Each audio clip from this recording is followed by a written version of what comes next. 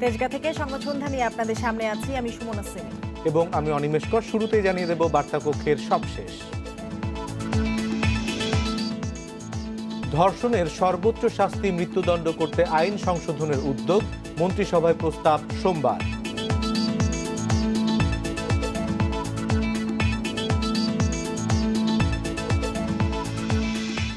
সীমান্তে সেনা সমাবেশের অভিযোগ অস্বীকার মিয়ানমারের, ভবিষ্যতে তথ্য দেওয়ার প্রতিশ্রুতি।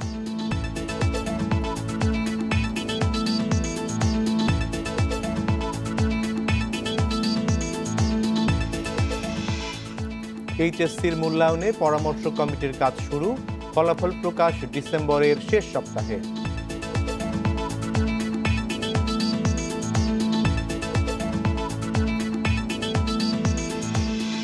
এবার সাহিত্যে নোবেল পুরস্কার মার্কিন কবি লুই গ্লিকের, সহজ কাব্যিক উপস্থাপনার স্বীকৃতি।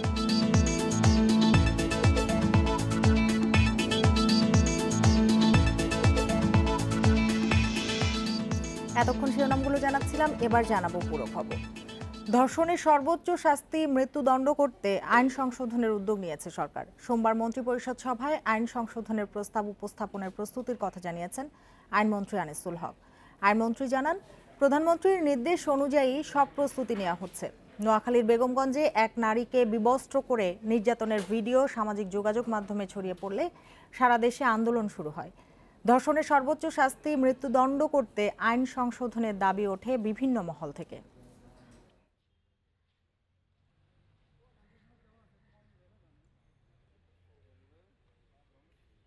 গতকালকে আমি বলেছি যে এটা বিবেচনা করবে সরকার, এবং সেই প্রেক্ষিতে মাননীয় প্রধানমন্ত্রী জননেত্রী শেখ হাসিনার সাথে আমার কথা হয়েছে। জননেত্রী শেখ হাসিনা আমাকে বলেছেন যে এই আইনটা সংশোধন করার জন্য সংশোধনী সহ এটা আগামী সোমবার মন্ত্রিসভার বৈঠকে এটাকে উপস্থাপন করতে, এবং আমি সেই জন্য প্রস্তুতি নিচ্ছি।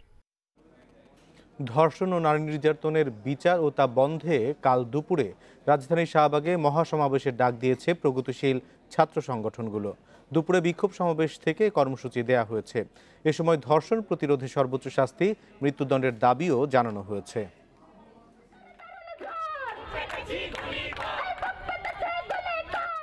নোয়াখালীর এখলাসপুরে বিবস্ত্র করে নারী নির্যাতন ও ধর্ষণের প্রতিবাদে বৃহস্পতিবার রাজধানীর নানা জায়গায় বিক্ষোভ ও মানববন্ধন করেছে বিভিন্ন সংগঠন। দুপুরে শাহবাগে বিক্ষোভ করে প্রগতিশীল ছাত্র সংগঠন। এ সময় সাম্প্রতিক সময়ের ধর্ষণ নির্যাতনের জন্য ক্ষমতাসীন দলের নেতাকর্মীদের অভিযুক্ত করেন বিক্ষুব্ধরা।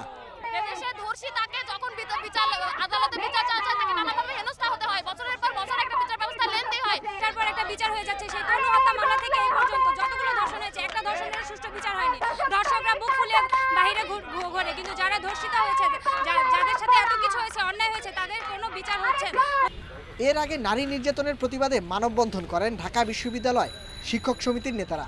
এ সময় নারীর প্রতি সামাজিক দৃষ্টিভঙ্গির পরিবর্তন ও ধর্ষণের সর্বোচ্চ শাস্তির দাবি করেন তারা। 35% ধর্ষণের মধ্যে 40%কে রিপোর্ট করা হচ্ছে, 10% মাত্র প্রাতিষ্ঠানিকভাবে তারা সেই ধর্ষণের বিচার পাচ্ছে। যে বিচারের আইনে যেসব ত্রুটি আছে সেই আইনগুলো ত্রুটি দূর করা হোক। দ্রুত বিচারের জন্য দরকার হলে দ্রুত বিচার ট্রাইব্যুনালের আন্ডারে এটাকে আনা হোক। একই দাবিতে রাজধানীর বসুন্ধরা আবাসিক এলাকায় মানববন্ধন করেছেন শিক্ষার্থীরা। এতে ধর্ষণের বিচার দ্রুত করার দাবি তাদের। Nahid Kamal, independent news, Dhaka.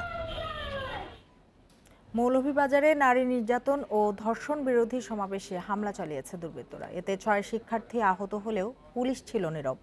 নারীর প্রতি সব ধরনের সহিংসতার প্রতিবাদে আজও দেশজুড়ে নানা কর্মসূচি পালিত হয়েছে। এতে অংশ নিয়েছে বিভিন্ন শ্রেণী পেশার মানুষ। দাবি তোলেন ধর্ষকদের দৃষ্টান্তমূলক শাস্তির। মৌলভীবাজারে নারী নির্যাতন ও ধর্ষণ বিরোধী সমাবেশে হামলা চালিয়েছে 20-25 জনের একটি দুর্বৃত্তের দল। শহরের চৌমোহনা থেকে সাধারণ শিক্ষার্থীদের ব্যানারে বিক্ষোভ মিছিলটি প্রেস ক্লাব মোড়ে অবস্থান নিলে সেখানে হামলা চালায় সন্ত্রাসীরা। এতে মৌলভীবাজার সরকারি কলেজের 6 শিক্ষার্থী আহত হন। এ সময় পুলিশ ছিল নীরব দর্শকের ভূমিকায়। একজন নারী ধর্ষিত হয়, খুলনায় বিভিন্ন সংগঠনের আয়োজনে পদযাত্রা, সমাবেশ ও মানববন্ধন অনুষ্ঠিত হয়েছে। নগরীর দৌলতপুর মোড়, শহীদ মিনার থেকে আগুয়ান ৭১ ও মুক্তিযুদ্ধের শহীদ স্মৃতি পাঠাগারের যৌথ পদযাত্রা বিভিন্ন সড়ক ঘুরে প্রেস ক্লাবে শেষ হয়। সরকারের বিরুদ্ধেই যে এই আন্দোলনটি, বিষয়টি এরকম না, বিষয়টি এই সামাজিক যে অন্যায্যতা এবং অন্যায় তার বিরুদ্ধে। সুনামগঞ্জে সংস্কৃতিকর্মী, শিক্ষার্থী, শিক্ষক, সমাজকর্মীরা ধর্ষণ প্রতিরোধ এবং ধর্ষকদের সর্বোচ্চ শাস্তির দাবিতে মানববন্ধন ও মিছিল করে। বিচারহীনতার অপসংস্কৃতির বিরুদ্ধে মানিকগঞ্জে মানববন্ধন ও সমাবেশ করেছে উদীচী ও খেলাঘর সহ বিভিন্ন সংগঠন। ধর্ষণ ও নারী নিপীড়নের ঘটনার সঙ্গে জড়িতদের সর্বোচ্চ শাস্তির দাবিতে দিনাজপুরের হিলিতে মানববন্ধন কর্মসূচি পালিত হয়। যারা ধর্ষণকারী তাদের সর্বোচ্চ শাস্তি দাবি করছি। তারা আসলে কোনো দলের না। আজকের এই মধ্যযুগীয় বর্বরতা, এই ধর্ষণ, এই নির্যাতনগুলো যেন বন্ধ করেন। যশোরে সহিংসতা, ধর্ষণ ও নারী নির্যাতনের প্রতিবাদে বিক্ষোভ, সমাবেশ, মিছিল ও থানা ঘেরাও কর্মসূচি পালন করেছে সাধারণ শিক্ষার্থীরা। লক্ষ্মীপুরে মানববন্ধন কর্মসূচি পালন করেছে বিভিন্ন স্বেচ্ছাসেবী সংগঠন। নির্যাতনের প্রতিবাদ ও দোষীদের শাস্তি দাবিতে বেনাপোল ও বাগাচড়ায় মানববন্ধন ও সমাবেশ করেছে বিভিন্ন সংগঠন। নারী ও শিশু ধর্ষণ সহ যৌন সহিংসতা বন্ধের দাবিতে বাগেরহাটে মৌন মিছিল কর্মসূচি পালিত হয়। প্রত্যেকটা আন্দোলনের সাথে আমরা সহমত প্রকাশ করছি এবং দ্রুততম সময়ে ধর্ষকদের সর্বোচ্চ বিচারের দাবিতে আমরা আজকে মানববন্ধনে নেমেছি। এদিকে নোয়াখালীর বেগমগঞ্জের একলাশপুরে নারী ও শিশু নির্যাতন প্রতিরোধে প্রশাসন ও জনপ্রতিনিধি সহ বিভিন্ন শ্রেণী পেশার প্রতিনিধিদের নিয়ে বিশেষ সভা অনুষ্ঠিত হয়। খাদিজাতুল কুবরা, ইন্ডিপেন্ডেন্ট নিউজ ডেস্ক। প্রতিবাদ, দাবি জানানোর মঞ্চ হিসেবে জনপ্রিয় হয়ে উঠছে সামাজিক যোগাযোগ মাধ্যম। এক নীরব প্রতীকী প্রতিবাদ। সমাজ গবেষকরা বলছেন, রাজপথের পাশাপাশি ডিজিটাল প্ল্যাটফর্মে আন্দোলনও বেশ গুরুত্ব রাখছে। সামাজিক যোগাযোগ মাধ্যমে ফেসবুকে ঢুকলেই এখন চোখে পড়ে অনেকের প্রোফাইল পিকচারের অংশ কালো। নারী নির্যাতনের প্রতিবাদ হিসেবে অনেকেই অংশ নিয়েছেন এই ব্ল্যাকআউট উদ্যোগে। নোয়াখালীর বেগমগঞ্জে এক নারীকে বিবস্ত্র করে নির্যাতনের ঘটনায় তুমুল প্রতিক্রিয়া হয় নেটিজেনদের মধ্যে। প্রতিবাদকারীরা ফেসবুকে নিজ চেহারা ঢেকে দিয়েছেন কালো রঙে। রাজপথের পাশাপাশি আন্দোলনের একটি বড় প্ল্যাটফর্ম হয়ে উঠেছে সামাজিক যোগাযোগ মাধ্যম। আন্দোলনের জন্য এটাকে ব্যবহার করা, সেটাও কিন্তু একেবারে নতুন না। মিটু ক্যাম্পেইন আপনি জানেন যে পুরো পৃথিবীব্যাপী এটা একটা নাড়া ফেলে দিয়েছিল। সেখানেও কিন্তু আমরা দেখেছি সামাজিক যোগাযোগ মাধ্যমগুলোকে ব্যবহার করা হয়েছে। ভালো কাজে হয়তো এটা ভালোভাবে হেল্প করছে, কিন্তু খারাপ কাজগুলোও কিন্তু এটা অনেক ত্বরান্বিত করে দিচ্ছে। সুতরাং সাবধান হতে হবে। দাবি আদায়ে পথে নেমে আন্দোলনের ইতিহাস অনেক পুরনো। এখন সামাজিক যোগাযোগ মাধ্যম জনপ্রিয় মঞ্চ হয়ে ওঠায় একটি শ্রেণী প্রতিবাদ করছে এখানে। তবে মাঠের আন্দোলনের গুরুত্ব আগের মতোই। সামাজিক মাধ্যমের মধ্যে দিয়ে কিন্তু অনেকদেরকে পৌঁছানো যাচ্ছে। এই কালো করাটা হচ্ছে একটা প্রতীক যে আমি প্রতিবাদ করছি, আমি মনে করছি যে আমি এটা প্রতিবাদ করছি, আমি আমার চেহারা দেখাতে চাচ্ছি না।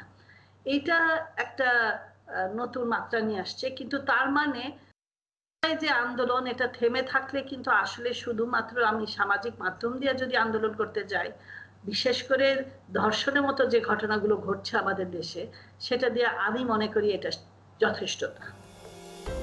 গবেষকেরা বলছেন, প্রতিবাদের ভাষা এক একজনের এক এক রকম। বর্ণবাদী নীতি ও চর্চা বন্ধের দাবিতে জুলাই যুক্তরাষ্ট্রের ব্ল্যাকআউট ডে 2020 পালন করা হয়। সামাজিক যোগাযোগ মাধ্যমে নীরবতা পালন করে ব্ল্যাক লাইভস ম্যাটার আন্দোলনের সঙ্গে সংহতি জানান অনেকে। দেশে ব্ল্যাকআউটের এই উদ্যোগের সঙ্গে মিল রয়েছে এসব আন্দোলনের। Shahriar Anirban, independent news, Dhaka.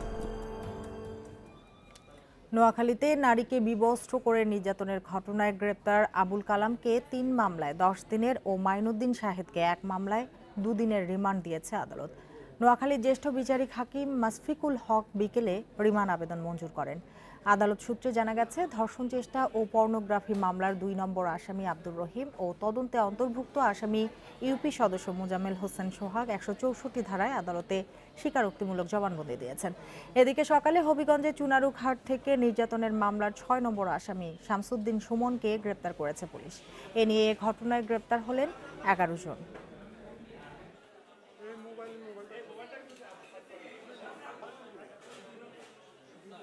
ধর্ষণের মামলাটিতে আবুল কালামের 4 দিনের পুলিশ রিমান্ড মঞ্জুর করেন এবং ধর্ষণ চেষ্টার মামলাটিতে 3 দিনের পুলিশ রিমান্ড মঞ্জুর করেন এবং পর্নোগ্রাফি আইনের মামলাটিতে 3 দিনের পুলিশ রিমান্ড মঞ্জুর করেন। অর্থাৎ 4 দিন 3 দিন 3 দিন মোট 10 দিনের পুলিশ রিমান্ড মঞ্জুর করা হলো আবুল কালামের।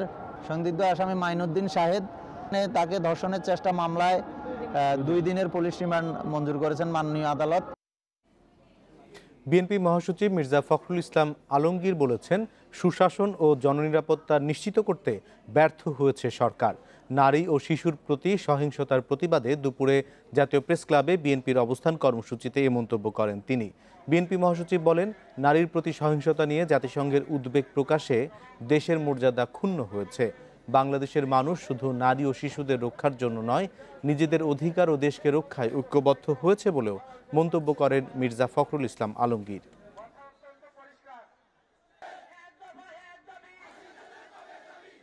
জাতিসংঘের মহাসচিব তিনি বাংলাদেশে যে নারী নির্যাতনের হার বেড়ে গেছে, বাংলাদেশে যে ধর্ষণের সংখ্যা বেড়ে গেছে, সে বিষয়টি অত্যন্ত উদ্বিগ্ন হয়ে তিনি একটা স্টেটমেন্ট দিয়েছেন।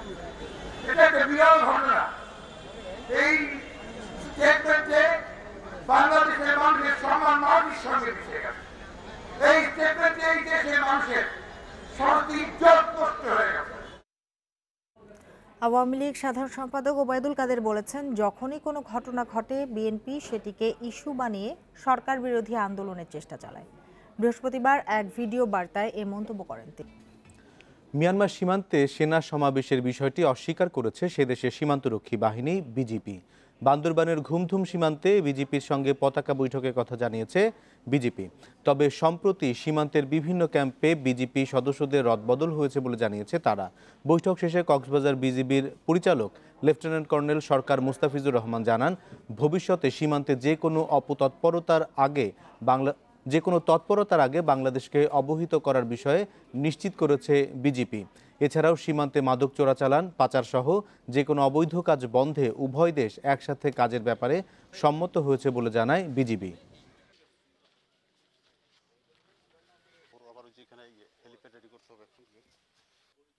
এটা আমরা তাদেরকে বলেছি, আমরা রিকোয়েস্ট করেছি, আমরা তাদেরকে এটা জিজ্ঞাসা করেছিলাম, তারা আমাদেরকে এটাই বলেছে যে দেখে তোমরা যেটা আমরা বলতে চাচ্ছ, বাট আমাদের সীমান্ত এলাকা চলাচলটা আমাদের বিজেপির চলাচলটা হয়ে থাকে। এ বিষয়ে আরও জানাতে কক্সবাজার থেকে যোগ দিচ্ছেন সহকর্মী অনুপম শীল। অনুপম, পতাকা বৈঠকের বিষয়ে আর বিস্তারিত কি কি তথ্য রয়েছে আপনার হাতে?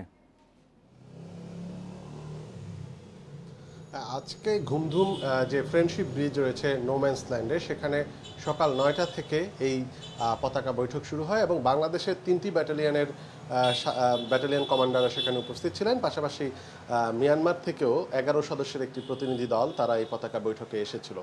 এবারের পতাকা বৈঠকটি একটু আলাদা গুরুত্ব পাচ্ছে, কারণ গত প্রায় 9 মাস ধরে করোনার কারণে যে মহামারীর কারণে এই পতাকা বৈঠকটি 3 মাস পরপর হওয়ার কথা থাকলো, এবার কিন্তু 9 মাস পরে হচ্ছে। আর এর মধ্যে সাম্প্রতিক সময়ে আমরা বিভিন্ন গণমাধ্যম এবং আন্তর্জাতিক গণমাধ্যমে যে মিয়ানমার সীমান্তে সেনা সমাবেশের একটি খবর আমরা জানছি, এই কারণেও কিন্তু এই পতাকা বৈঠকটি আলাদা গুরুত্ব পেয়েছে। সেই হিসেবে এই পতাকা বৈঠকের পরে আমাদের সাথে বিজিবির পক্ষ থেকে যদিও কথা বলা হলেও বিজেপির পক্ষ থেকে কেউ কিন্তু কোনো কথা বলেনি এবং তারা আসলে ক্যামেরার এই বৈঠকটিও সেখানে কোনো গণমাধ্যম কর্মীকে অ্যালাউ করেননি। এবং সেখানে বিজিবি যেটি বলছে যে সেনা সমাবেশ নিয়ে তারা একেবারেই বেমালুম সেটি অস্বীকার করেছেন, যে কোনো ধরনের সেনা সমাবেশ হয়েছে এই ধরনের কোনো তথ্য মিয়ানমারের সীমান্তরক্ষী বাহিনীর কাছে নেই বলে তারা জানিয়েছে।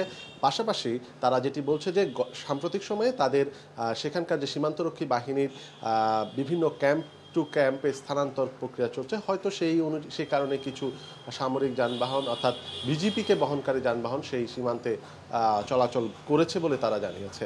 এর বাইরে আরেকটি প্রশ্ন বাংলাদেশ সীমান্তরক্ষী বাহিনীর পক্ষ থেকে করা হয়েছে, সেটি হচ্ছে মূলত এই যে গত কয়েকদিন ধরে মিয়ানমার রোহিঙ্গা ক্যাম্পগুলোতে যে অস্থিরতা চলছে, সেই অস্থিরতাকে ঘিরে বাতাসে আসলে নানা ধরনের আলোচনা আছে।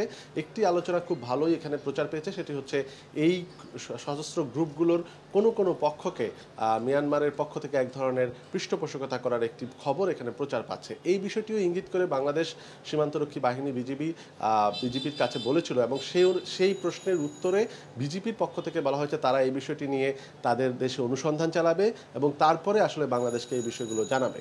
এর বাইরে আসলে ইয়াবা সহ অন্যান্য মাদক চোরাচালানের বেশ কিছু তথ্য তারা বাংলাদেশের কাছে উপস্থাপন করেছে, এই অর্থে যে তারা বলেছে যে ইয়াবা এবং অন্যান্য মাদক পাচার বন্ধে তারা কাজ করছে। এই তথ্যটি বাংলাদেশকে আশ্বস্ত করেছে।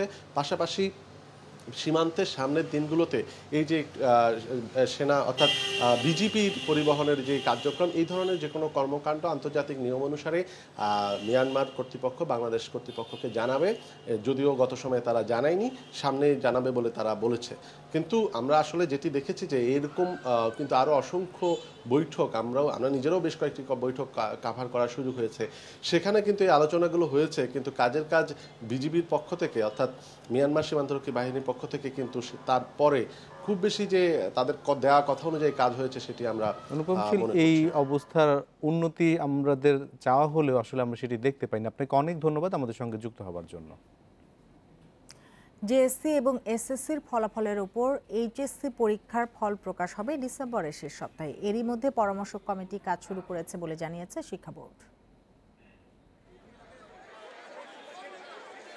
এবছর এইচএসসি পরীক্ষা হচ্ছে না। পরীক্ষার ফলাফল নির্ধারণ হবে জেএসসি এবং এসএসসি পরীক্ষার নম্বরের উপর ভিত্তি করে। এমন সিদ্ধান্তই বুধবার সংবাদ সম্মেলনে জানান শিক্ষামন্ত্রী। এজন্য মন্ত্রণালয় থেকে একটি পরামর্শ কমিটি গঠন করা হয়েছে।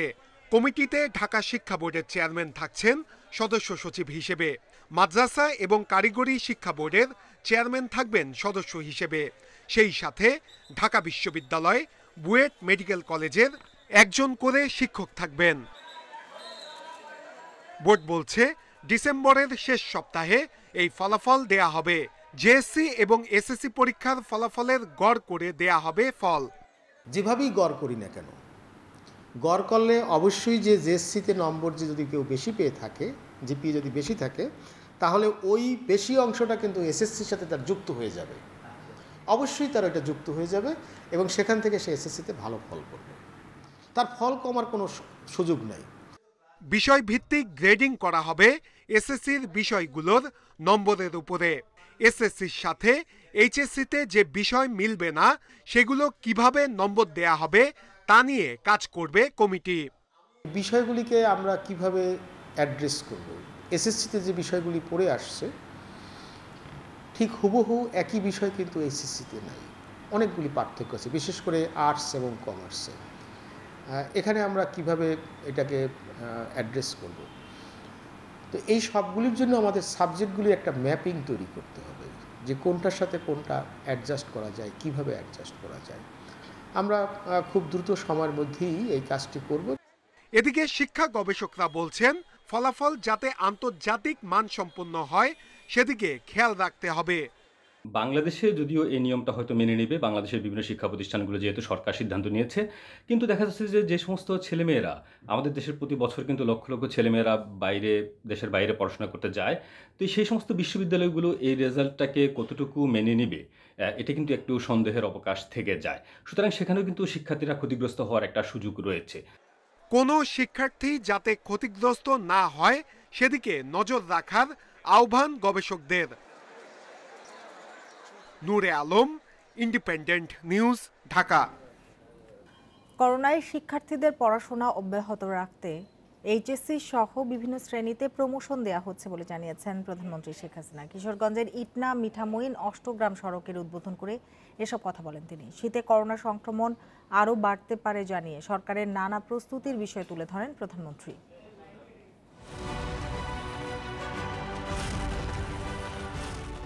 কিশোরগঞ্জের হাওরের বুক চিরে নির্মিত ইটনা মিঠামইন অষ্টগ্রাম ৩০ কিলোমিটার সড়ক যান চলাচলের জন্য খুলে দেওয়া হয়েছে।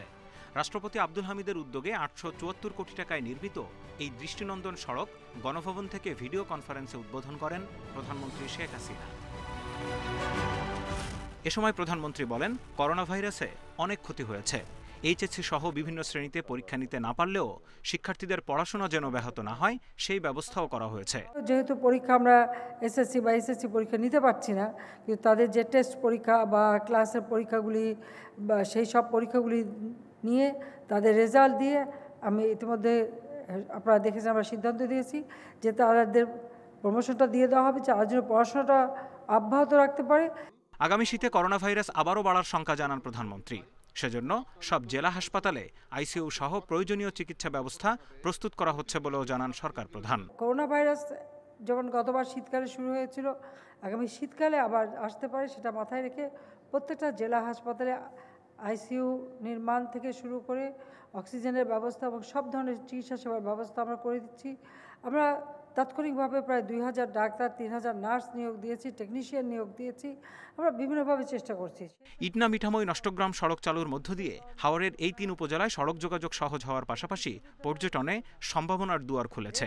সারা দেশের নৌ, রেল ও সড়ক পথের উন্নয়নের মাধ্যমে ত্রিমাত্রিক যোগাযোগ নেটওয়ার্ক গড়ে তোলা হচ্ছে বলেও জানান শেখ হাসিনা। রেলে যোগাযোগের সুযোগটা বাড়াচ্ছি, নৌপথে যোগাযোগ বাড়াচ্ছি, সড়ক পথে যোগাযোগ বাড়াচ্ছি। এতে করে মানুষের যোগাযোগ ব্যবস্থা ভালো হবে, মানুষের পণ্য পরিবহনের সুবিধা হবে, সেখানে মানুষের অর্থনৈতিকভাবে স্বাবলম্বিতা ফিরে আসবে এবং বাংলাদেশ হবে জাতির পিতার স্বপ্নের ক্ষুধামুক্ত, দারিদ্র্যমুক্ত সোনার বাংলাদেশ। অনুষ্ঠানে সড়ক পরিবহন ও সেতুমন্ত্রী প্রধানমন্ত্রীকে জানান, এরই মধ্যে পদ্মা সেতু প্রকল্পের 81.50% কাজ শেষ হয়েছে। 50% অগ্রগতি হয়েছে মেট্রো রেল প্রকল্পের। আমরা এদেশের মানুষের দুঃখ দুর্দশা। Zahidul Bashar, independent news, Dhaka. দেশে করোনায় আরও 20 জনের মৃত্যু হয়েছে, এর মধ্যে পুরুষ 13 ও নারী 7 জন। এ নিয়ে মোট প্রাণহানি দাঁড়ালো 5460 জনে। 109টি ল্যাবে 24 ঘন্টায় 12605 নমুনা পরীক্ষায় করোনা শনাক্ত হয়েছে 1441 জনের। পরীক্ষা বিবেচনায় শনাক্তের হার 11.43%। বুধবার স্বাস্থ্য অধিদপ্তরের বিজ্ঞপ্তিতে জানানো হয়, দেশে মোট করোনা আক্রান্তের সংখ্যা দাঁড়ালো 3,74,592 জনে। সুস্থ হয়েছেন আরও 1,685 জন। এ নিয়ে মোট সুস্থ 2,88,316 জন।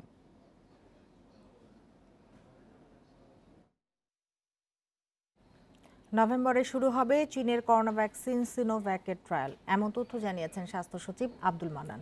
দুপুরে রাজধানীর একটি হোটেলে এক অনুষ্ঠানে একথা বলেন তিনি। সচিব বলেন, ট্রায়াল চালাতে সিনোভ্যাক যে অর্থ সহায়তা চেয়েছিল সে বিষয়ে এখনও সাড়া দেয়নি বাংলাদেশ।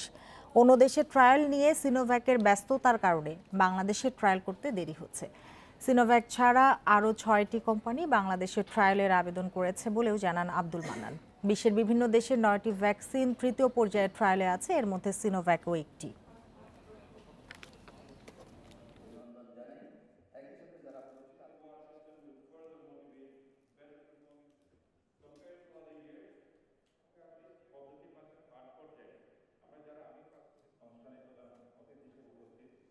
ট্রায়ালের আগে তারা একটা জরিপ পাঠায় সার্ভে করার জন্য, যে এখানে কোন শ্রেণীকে তারা কোন জায়গায় করবে, কাদেরকে করবে।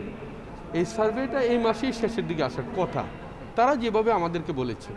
তো আমরা আশাবাদী যে ফান্ডিংটা আমরা তাদের সাথে শেয়ার করি বা না করি, আলটিমেটলি যেহেতু আমাদের সাথে তাদের চুক্তি হয়েছে, এমইও হয়েছে, বা আমাদের সাথে তারা একটি এরকম কমিটমেন্ট তারা দিয়েছে, এটা হবে। দেশে প্রথমবারের মতো বৈদেশিক মুদ্রার রিজার্ভ ছাড়ালো $4,000 কোটি। বৃহস্পতিবার দিন শেষে নতুন এই উচ্চতায় পৌঁছায় রিজার্ভ। এর আগে 1 সেপ্টেম্বর বাংলাদেশ ব্যাংকের বৈদেশিক মুদ্রার রিজার্ভ প্রথমবারের মতো $39.40 বিলিয়ন ছাড়ায়। রেমিটেন্সের ওপর 2% প্রণোদনা ঘোষণা করার পর থেকে বৈধ চ্যানেলে রেমিটেন্স প্রবাহ বাড়তে থাকার পাশাপাশি আমদানি ব্যয়ের চাপ কম থাকা দাতা সংস্থা বিশ্বব্যাংক, IMF ও জাইকার বৈদেশিক ঋণ সহায়তার কারণে রিজার্ভ বেড়েছে বলে মনে করেন ব্যাংক সংশ্লিষ্টরা। তথ্য অনুযায়ী চলতি অর্থ বছরের প্রথম 3 মাসে রেমিটেন্স এসেছে $671 কোটি, যা গত অর্থ বছরের একই সময়ের তুলনায় 48% বেশি। বাংলাদেশ ব্যাংকের তথ্য বলছে, রেমিটেন্স ও রপ্তানি আয় বাড়ার সুফল পাচ্ছে অর্থনীতি। এর সঙ্গে বাড়ছে ব্যাংকের তারল্য।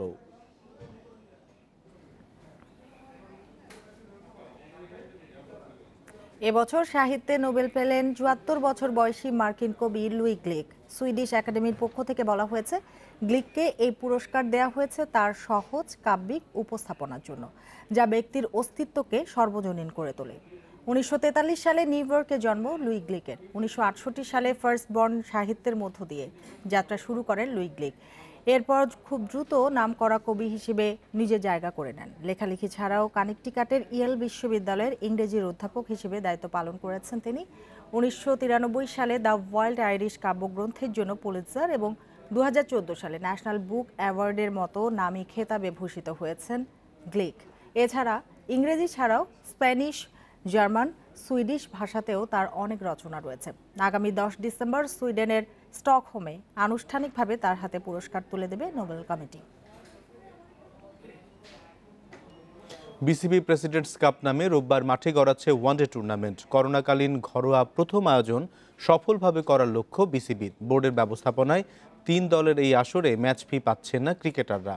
কাল করোনা টেস্টের পর শনিবার হোটেলে উঠবেন সবাই। এদিকে এবছর আন্তর্জাতিক ম্যাচ না থাকায় ব্যাটিং পরামর্শক নিয়োগে তাড়াহুড়ো করছে না বিসিবি।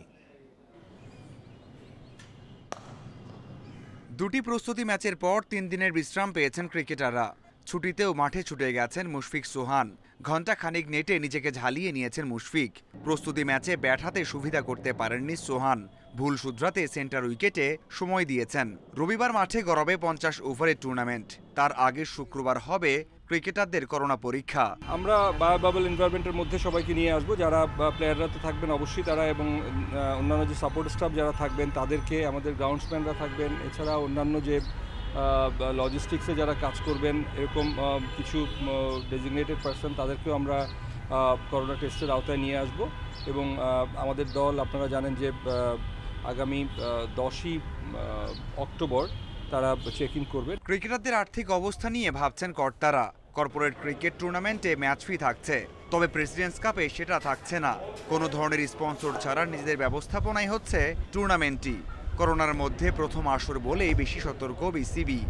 ফিনান্সিয়াল ম্যাটার্সগুলো অবশ্যই আমাদের কনসিডারেশনে আছে। আমরা বাট কী ফর্মে দেব বা কিভাবে এই বিষয়টাকে অ্যাড্রেস করা যাবে সে ব্যাপারে আমরা আলোচনা করেছি, এবং কিছু কিছু পরিকল্পনা অবশ্যই আমাদের রয়েছে। এই টুর্নামেন্টে না হলেও পরবর্তী যে আমাদের যে আরেকটা টুর্নামেন্ট বা লিগ আয়োজনের পরিকল্পনা রয়েছে সেখানে আমরা আর্থিক একটা বিষয় তো থাকবেই। 3 দলের দিবারাত্রি টুর্নামেন্টের জন্য সব ধরনের প্রস্তুতি শেষ করে এনেছে BCB. Mazharul Islam, independent news. এই ছিল সংবাদ সন্ধ্যার আয়োজনে। ইন্ডিপেন্ডেন্ট টেলিভিশনের সব খবর আরো বিস্তারিত জানতে চোখ রাখুন ফেসবুক, ইউটিউব এবং টুইটারে। ধন্যবাদ সবাইকে এতক্ষণ সাথে